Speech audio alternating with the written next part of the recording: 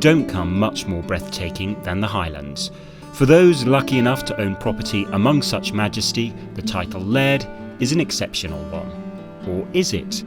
Since 2007, thousands of people have indulged in a slice of the Celtic good life by purchasing square feet plots at the Keel Hill Nature Reserve near Glencoe. The idea came from my daughter, Laura. She saw me struggling, trying to plant up 11 small woods on some land that we own in Glenspeen. And we were running out of money because it's quite expensive. So she said, well, why don't we take one of these woods and divide it up into 1 square foot plots. We'll let people buy a square foot and then they'll have a sense of ownership, they'll contribute financially.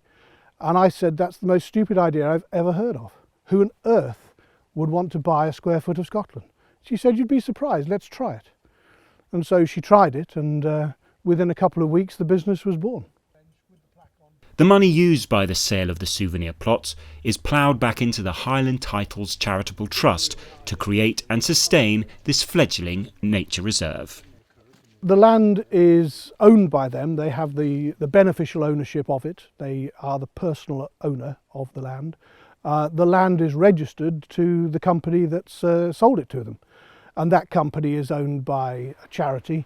So it's the same sort of security you have if you're supporting the National Trust, perhaps. It provides a real amenity for the area. It allows access to a sort of area that people don't usually have access to.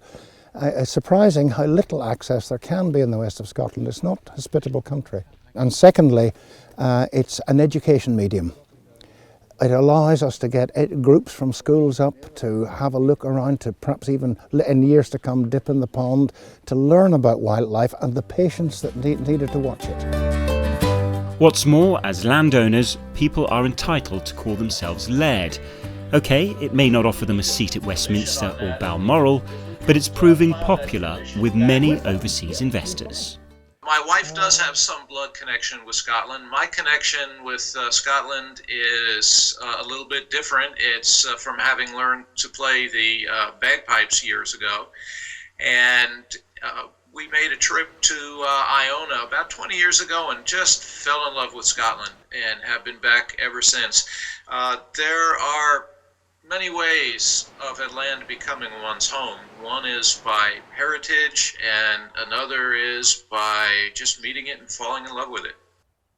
Novelty titles aside, there is a serious point to this venture in helping re-establish a long-forgotten ecosystem.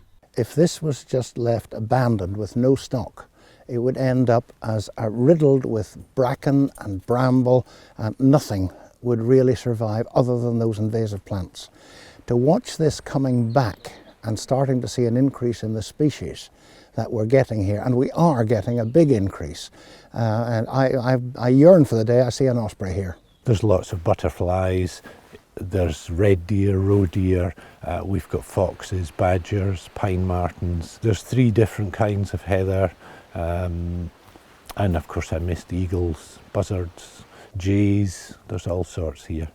Although based in Alderney, Highland Titles works closely with the local Highland community, with many volunteers helping manage the land, update the website and guide visitors around the reserve. People come and scatter ashes, really quite emotional, and just you can't imagine the variety of people that I show around. It's amazing. I've had Russians, Brazilians. I had 2 Americans who buried their hand in the ground, and I thought they were digging to plant something. So I said, are you all right? Do you want a hand? No, we're just getting in touch with nature. We're just feeling our roots. And so it's really incredible how involved people become with their plot. Highland Titles employs local contractors in everything, from local drivers who dig up the footpaths to graphic designers who produce its brochures.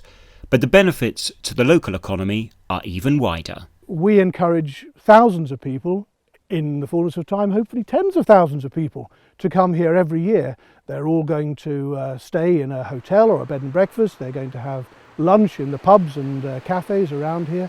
They're going to go into the shops and they're going to buy things. And a lot of people locally see that as an attractive proposition.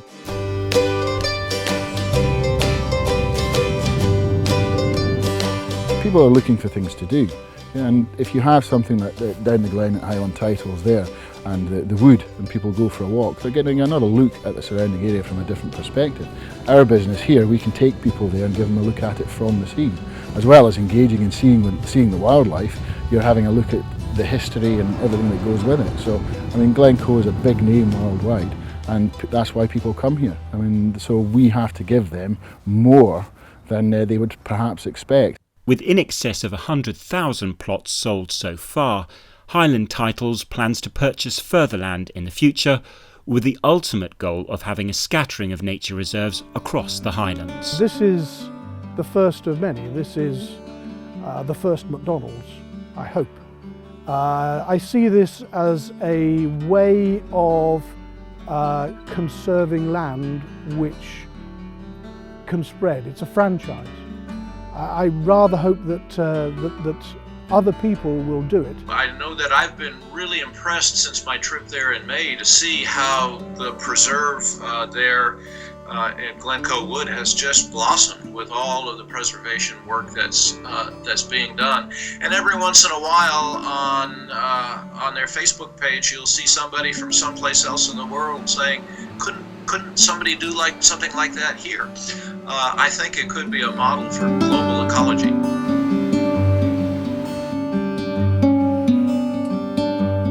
And what more inspiration does the project need than the very landscape its whole motive is based upon?